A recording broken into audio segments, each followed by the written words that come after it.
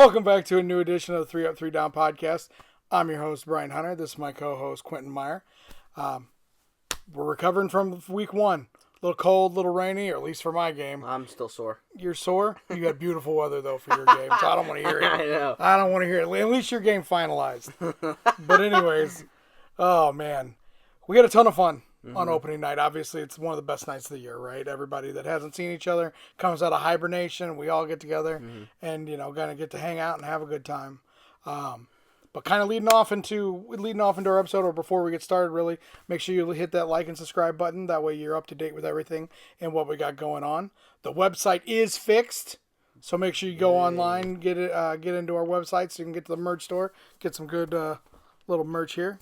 You know what we got? I have this one. You got the Mojo hat on today? I do the Mojo hat on today. There we go. We represent. Got to.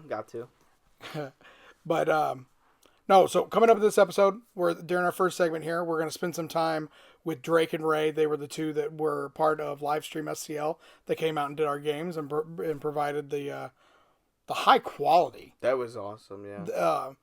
The play-by-play and everything was just straight up awesome to have. And I mean, it's definitely something that I can't wait to see again in week 10 and week 17 again this year. So it's definitely going to be cool to have them on, because you could tell how excited they got, from the beginning all the way to the end. And I wish it wasn't pouring down rain, because that takes it out of everybody. But it was definitely something that it's going to be cool to get their perspective after they've been able to digest it here. Right. So I'm looking forward to talking with them. In our second segment, we're going to talk to not only our hitter of the week, but our pitcher of the week. Instead of having one player of the week, we're going to have both a hitter and a pitcher of the week. So we're going to get to spend some time with them. And then our third segment, me and Q, we're just going to kind of talk about what's going on, to this upcoming week into week 2. Yep. But with that being said, let's get to the interview with Ray and Drake. Joining us now are the unfamiliar voices you heard from the booth opening night. You'll get used to hearing their voices a few times this season, as they'll continue to stream in our games for week 10 and week 17, just like they did here on opening night. Hopefully this time without any rain. Let's hope. That's right. But please welcome Drake Beekman and Ray Hallbrook to Livestream STL. Hey, what's happening? How's it going, guys? Appreciate y'all having us on. Big time. Sure, for sure. I know I'm going solo a little bit because we're doing it in the middle of the day. But Q's working, so we gotta do what we gotta do. But that's right. But no, man, how's your guys' day going? Perfect. Typical Beautiful Monday. Beautiful Monday. There we go. All right, so you guys got to see all 8 teams opening night. What were your guys' initial thoughts covering, Mo Wiff, and how much fun did you guys have? Because it looked like, to me at least, you guys were having a blast. Drake. Just a little bit of fun. Yeah, no, it was incredible. I think I said it like 15 times over the 4 games we did. Just, being able to watch some of the games from last season on y'all's YouTube channel and seeing how the game kind of is played, and then actually seeing it live in person are not two totally different things, but it's just that extra level of, holy crap, this is awesome. I think there at the very end of your game with the T-Birds and the Purge, I said, man, we've been live for 4 games and, it's been close to 4 hours, but feels like we've been here for like 45 minutes. Like, it was very fast paced, but just a lot of fun too. It was awesome. I had a blast. It was sneaky fast, sneaky fun. And I'll tell you, the amount of passion you guys put into this, I think was the key that really just intrigued me the most. I mean, we were kind of doing our thing over here and everything, but it goes by quick. But what's really, really awesome is the amount of just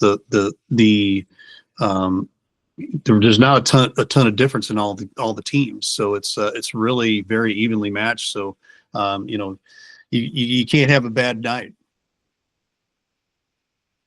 So, a lot goes into it. Drake, we talked a little bit off camera before we started here. Did you guys prepare to cover all the nights and what we had?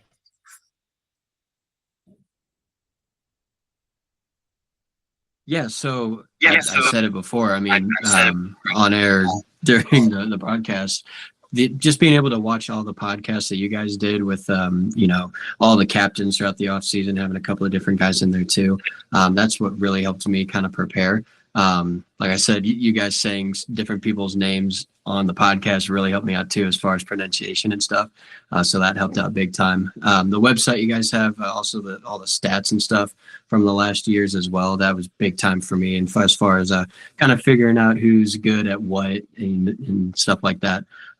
So it was kind of just handed on a plate for me. I just had to actually go and grab it. So it was big time helpful as far as getting prepared for it, for sure. The prep was super easy because we go into a lot of different, professional, and I'm putting my fingers up here like it's professional type deal. But anyway, I don't know why all the balloons just showed up. That was great. Hey, but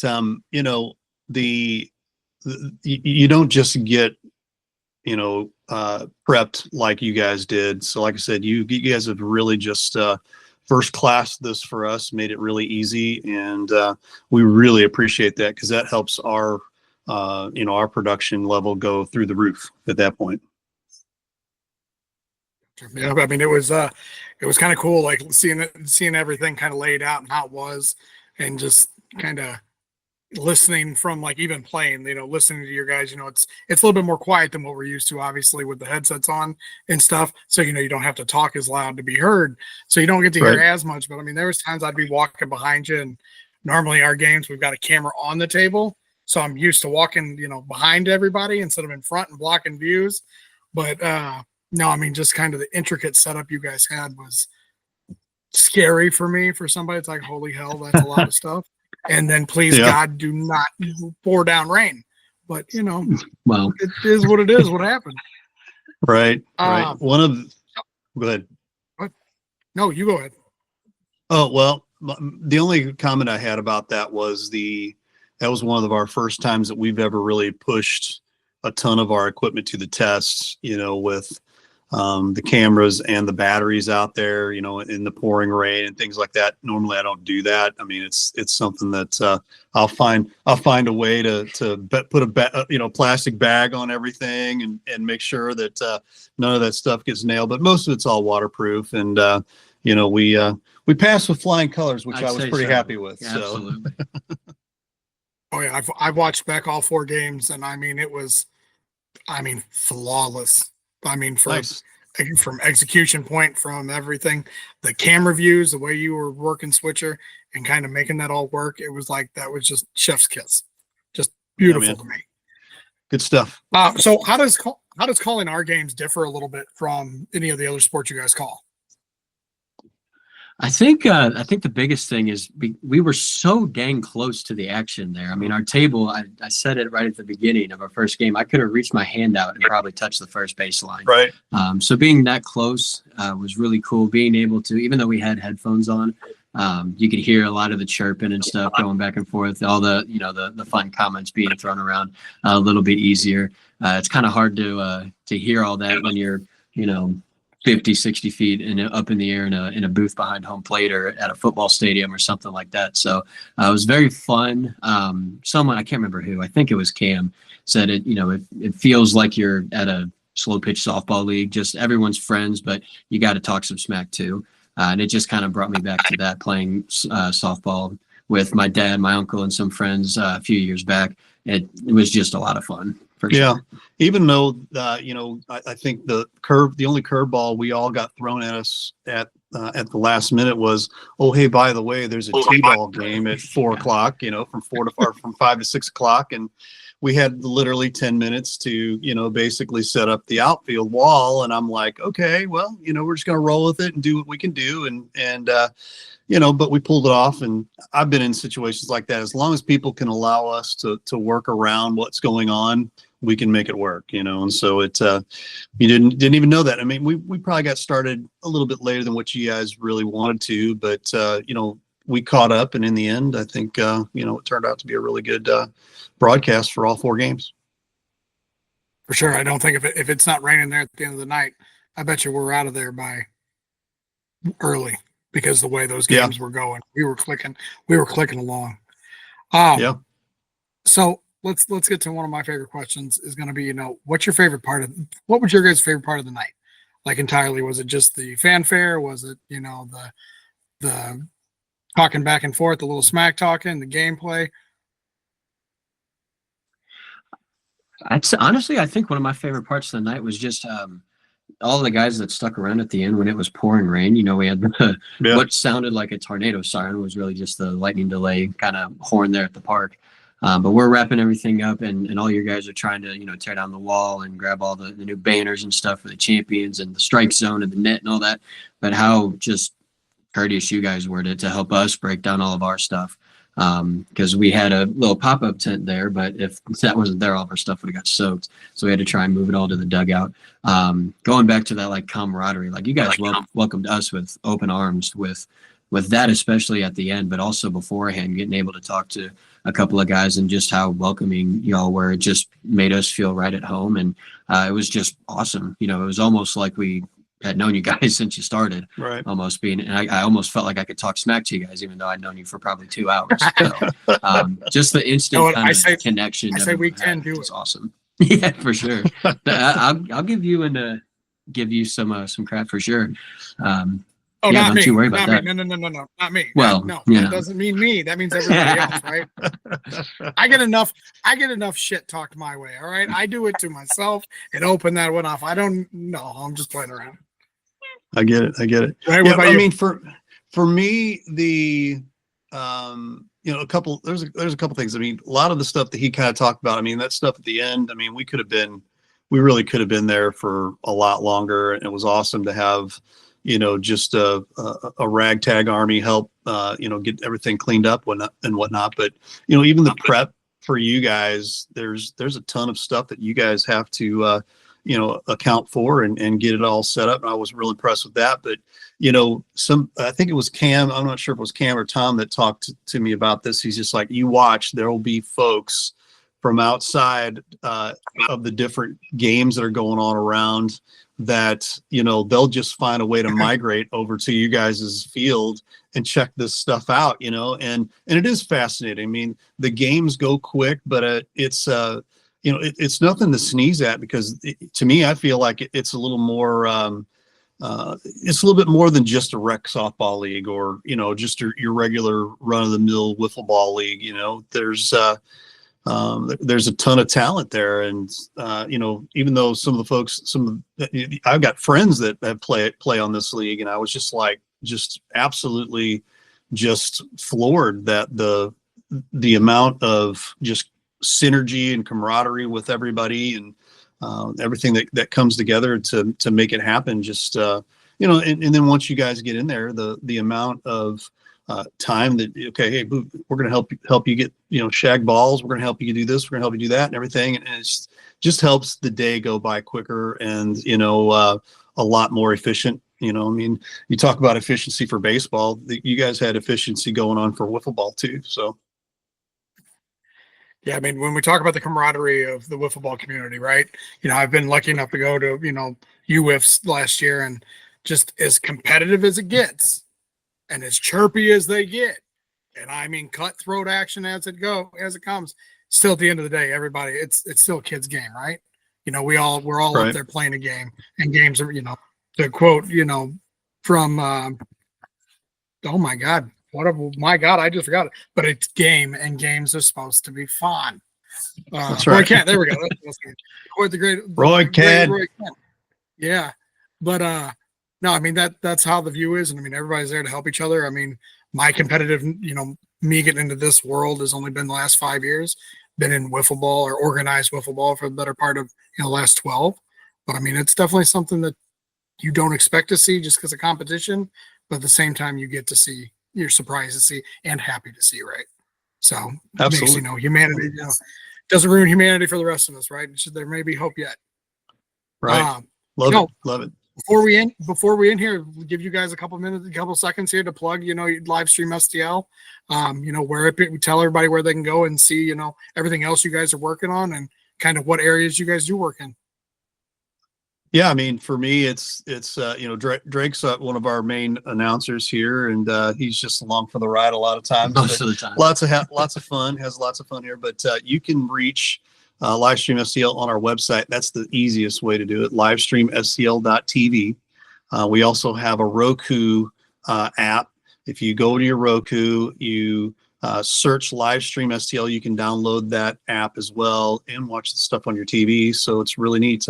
All your games are already up there. We put them up the next day, and we plan to add to that. We cover a ton of sports, lots of other community events as well. So we'll throw that up there. We added last year something completely new to us. We were doing rodeos and truck and tractor pulls and crazy stuff like that. But I mean, the minute that you guys got a hold of us for Wiffle Ball to go, we have to do that. I mean, it was just like, it was a no brainer. And, next to ice hockey, I think this would have been next anyway. So, any ice hockey people out there looking for a streaming company, give us a call. Shameless plug, but so hey, that's right. But we cover a ton of sports, and we do it pretty affordable, I think, for your local stuff. And so check us out there again, livestream.stl.tv. Well, gentlemen, I appreciate your time today. I know that you guys got to run, but I appreciate your guys' time, and I appreciate you guys coming out. And I look forward to working with you, into the future. And by all means, keep record of everything. That way, Drake, when you show back up week 10, you got stuff you can start chirping about. Or, by all means, just ask me. I'm not afraid to give you a line or two. Well, I was about to say, Brian, because I've watched the podcast enough, I know you usually let the guests ask you a question. And okay. All right. That's fine. That's fine. What you got? My question to you is, we talked very briefly before your game against the Purge. We were talking about Caleb Schwager, who was a starting pitcher for the game. And you said that he was very easy to get inside of his head. Now, if I recall, I know the first 3 plate appearances you had. I'm not sure about the last 1 or 2, but you struck out swinging every time. So do you want to take those words 100%. Back, or... No, 100% will not. And I will say this to the fullest. All right. I love Caleb. All right. Me and Caleb, we were teammates last year, and we're boys. And we were even talking about, we're going to be doing a church picnic for Parish in Arnold, where we're going to have a little scrimmage game and then have a host of kind of some kid tournament, nice. Little kid tournament too. So, I mean, that's kind of coming up down the line. But me and him were talking about that earlier. But I know Caleb, and it's just one of those things where you got to wait your turn. You go up there and just let him groove 3 down the middle. You're done. You're done if you let him groove in. But if you can keep the at-bat going, keep the pitch count getting high, he can break. Now, I mean, that's just 101 on the sheet, right? We all know that. So, I mean, you kind of got to watch it. Now, granted, weather played a big factor into how that game went. All right. 100%. I'm not saying anything. Spence, Foss, and Caleb went toe-to-toe. 100%.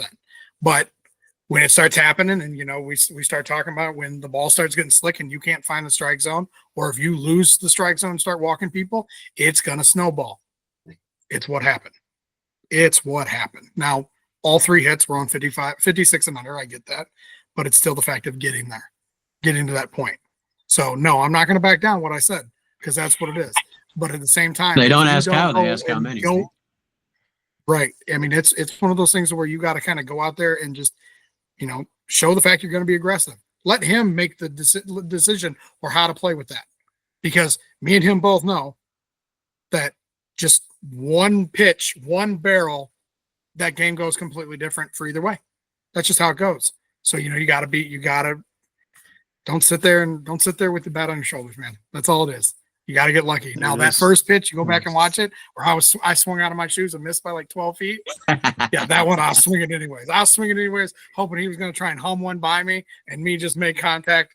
But, that is what it is. Yeah. Hey, I just want to know where we can find one of those sweet 3 up, 3 down T-shirts. That's what I want to know. Got you. So, I mean, obviously they're on the merch store. We've got a whole line of merch on the Mo Wiff merch store through our website. So just go to mowiff.com, click on that merch link. It'll take you right there. And then we got league apparel. We got every team. And at the very bottom, or it might be at the top, shameless plug. One of the two. It's got there. Hey, definitely on the website after we got done. And I'm a little worried for my bank account. So. Good stuff. Good stuff, man. 3 separate times I've hit that store. Yeah, I feel you there. But no, with all that being said, boys, appreciate your time today. thank you so much. And I look forward to seeing you guys coming up in the near future into week 10 and week 17, then potentially into the playoffs. So I'm hearing. So I'm happy about that. Yeah, man. But, excited about it, Brian. Oh, We appreciate the time, man. Thanks for being on. for sure. And we appreciate you for being on as well. And with that, we'll be back with our second segment here shortly. It looked like it hit him in the face. Sure did from this angle. He couldn't exactly make out what he said there, but there's no way he would have taken a walk anyway, I can promise you. Oh. As that next pitch is a high fly ball to right field, and it's gone. What a heck of a try. After almost getting smacked in the face by the rookie, he takes the next one. Apo Taco deep gives the Mambas a 1-0 lead. I tell you, man, he's one of the best hitters in this league for a reason. You let him see you, and he's going to get you. 5 home runs for Cole Layton last year, picking up right where he left off. The wind died down enough for it to fly, but I told you Cole's power's to the right side, and he waited back on that screwball and busted it. Welcome back to the second segment of the 3 Up, 3 Down podcast. So in years past, we've normally had a player of the week, but with this year, we're switching things up a little bit. Instead of having one player of the week this season, we're going to be bringing you the hitter of the week, sponsored by Lit Cigar Lounge there in Chesterfield down in the district. And then we're also going to have a pitcher of the week, sponsored by Buffalo Wild Wings. So we're going to do our best to try and get both winners on, but, you know, with a quick turnaround time, we might not be able to make that happen with the schedule. But joining us now is our hitter of the week from this past week. My apologies. You know, someone who needs no introduction. Should be no surprise he's the player of the week. Or hitter of the week. Hitter of the week. It's going to take some getting used to, but you know what? We'll leave it. Going 1 for 2 with 2 walks and providing the only hit from his entire game, which ended up being enough against the Kings with his first homer of the year. In the bottom of the second inning, Mr. Cole Layton. Thanks for having me, guys. I'm glad to be back on the pod. There we go. Alrighty. So kind of walk us through that at bat. You know, how did you game plan for seeing a rookie in Josh Wheeler? Yeah, it was pretty hard to game plan for him just because there's not much video. You know, I kind of looked at the rookie videos that we had for the draft, and just to see what he had in his arsenal. Obviously, I knew it would be a little bit different just because like those videos were him just starting to throw, and you know, I know he's been working over the off season as well, so I knew he'd definitely be a little evolved. So I wasn't 100% sure what he'd have, but yeah, I mean, I knew he had a screwball slider, and during the game it was early because I think it was like the 3rd inning maybe, or either way, he wasn't locating the slider as much. The screwball was kind of his go-to pitch all game, so I was just kind of sitting on a screwball, and at first pitch he threw a clean ball slurve that hit me, so he was down 1-0. So I mean, I was just pretty much sitting dead red screwball, and I got the pitch I was looking for, and luckily I got enough of it. I didn't think originally I did, but right. Yeah, I was mad at myself because I missed it, and then looked up and somehow it carried over. So I got a little lucky there. Yeah, watching the clip right before you come on here, yeah, it looked like it got up and then took another step up, and like, you know, you could tell you thought you didn't get all of it, and you're like, go ball, go, and then it was kind of fun to watch you hop around right there like a little kid after it landed. The Euro step. I had to throw the Euro step in there at the end. But yeah, I wasn't even looking, and someone on the like dugout was like, "Oh, that's gonna go," and I looked up and I was like, "Oh my gosh!" Like it was a whirlwind of a couple 10 seconds there. So, so walk us through how did it feel to be back out on the field with your newly formed team, not new team, but you know we'll just say it, with the Mambas. How did it feel to be back? First off, it just felt great to be back out there. You know, all the teams there. Opening night, it's always a great event. You know, everybody kind of shows out. You know, people kind of stick around for the games, show up early, stuff like that. So, yeah, it was just great to be out there. And then, yeah, for my rookies, just great for them to experience it. Yeah, just looking forward to, you know, Mama's got off to a good start, so looking forward to what we can show everybody the rest of the season. So, how do you feel like you guys performed as a cohesive unit? I feel good about it. You know, the 1 game weeks are tough, especially batting six. So you don't get a ton of, at bats to kind of go off of. But I was happy. Sandler roped one to center that, without the wind, it might have stayed up and went over the fence. The extra fielder probably helped there, but he roped that one. Hayden had some really good at bats. So that was great. Parker, as always has good at bats there. And then, yeah, Dutton bared down. He struggled a little bit with location, but, it's week one. So kind of expected there. He bared down and got through, and we pulled away with the win. Gotcha. Did anything catch your eye, like watching the games? Obviously, you were there for most of the night, if not almost the entire night you were there. But was there anything that happened that kind of caught your attention or caught your eye that caught you, either by surprise that you like to see? I'll just say for like facing Wheeler, just for it to be his first start and a lot of people there, I was kind of expecting him to be a little bit more wild. The composure he had, I think is going to show that, the Kings got a really good pick there out of their number one pick. But as for my team, I think it was just, a lot of people are kind of doubting us. So I think it was good just for us to get off to a good start and everybody on the same page and, just doing whatever they can do to win. So, and we got off to a good start. So. Gotcha. So you have another division opponent with the Mojo next week. So give us kind of your thoughts going into week 2. Yeah. So probably haven't given it much thought yet. But Mojo, a tough team. Defending champs. Lost week 1, so I'm sure they're itching to get on that in that win column. So they're gonna bring.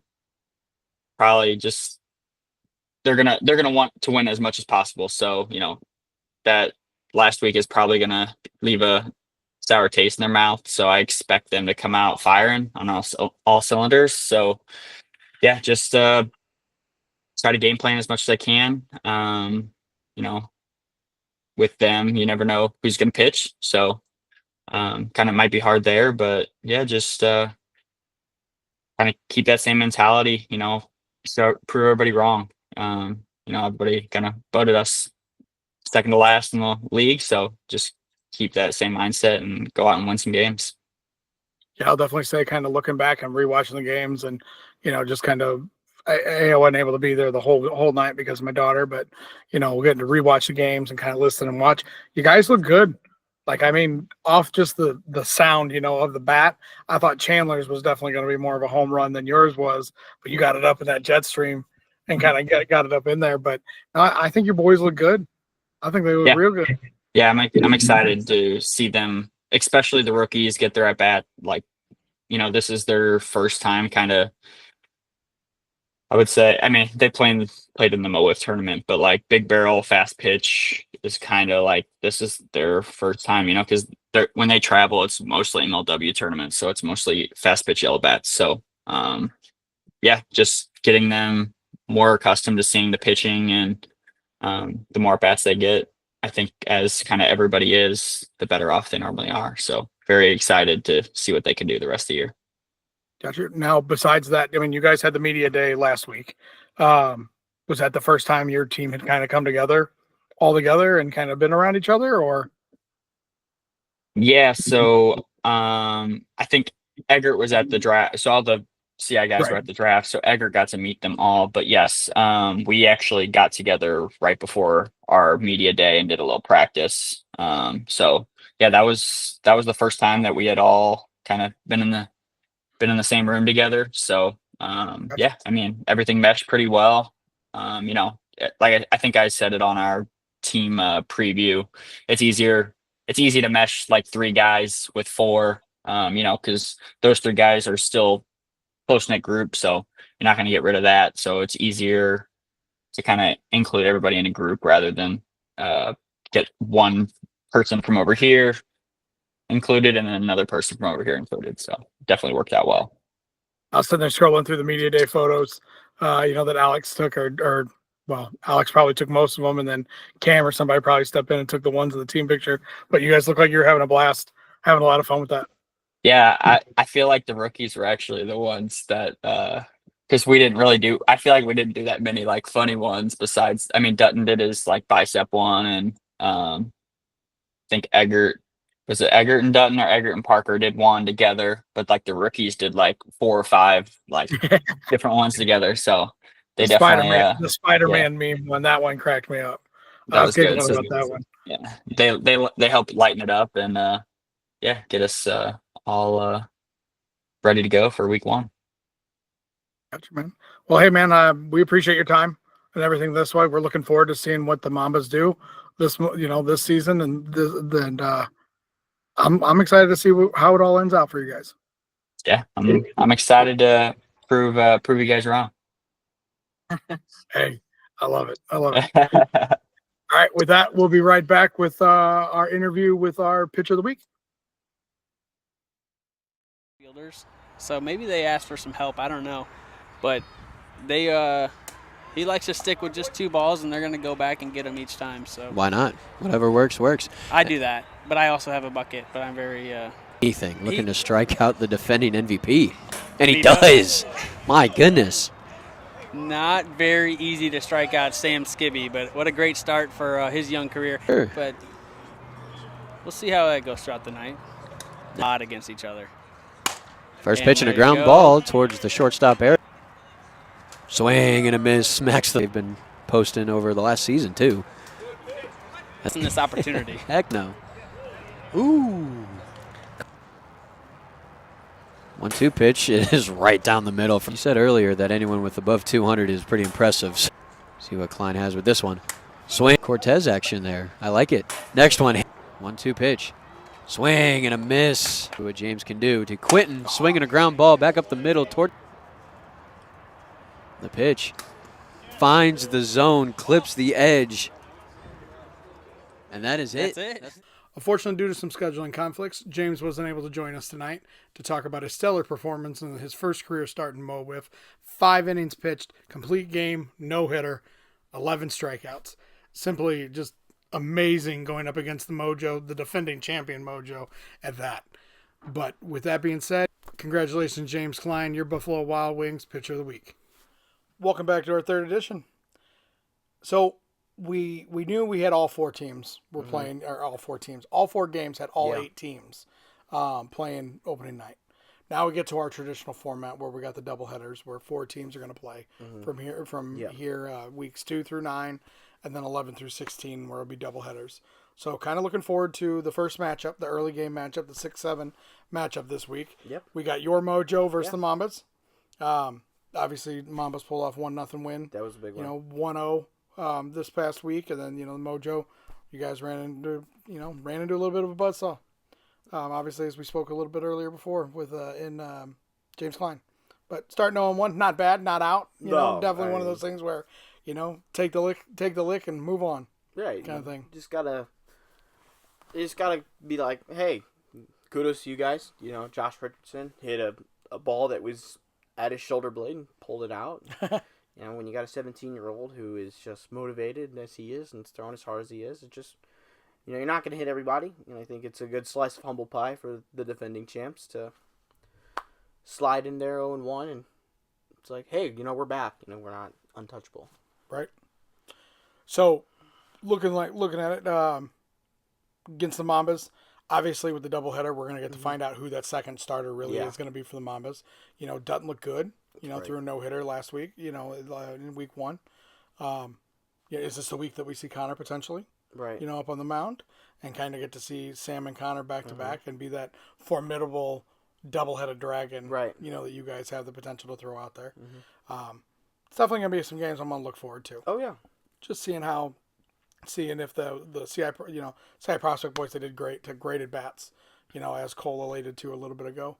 But I think it's going to be that next it's going to be that the next time in, whenever Right. you're sitting there going to see Sam Skibby, you're going to see potentially Connor or Jackson if he shows, Right. whoever it is, Mm-hmm. right? So I mean that's going to be a lot of fun there. How are you feeling about it?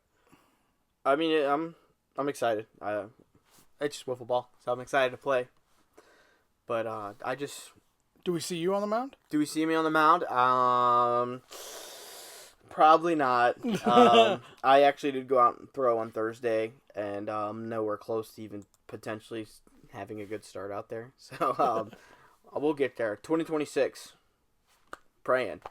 No, I'm excited to see the Mama's second pitcher. We already know what Dutton has. I've seen him plenty of times at this point. They've been in our division, and he's been in the league for a while.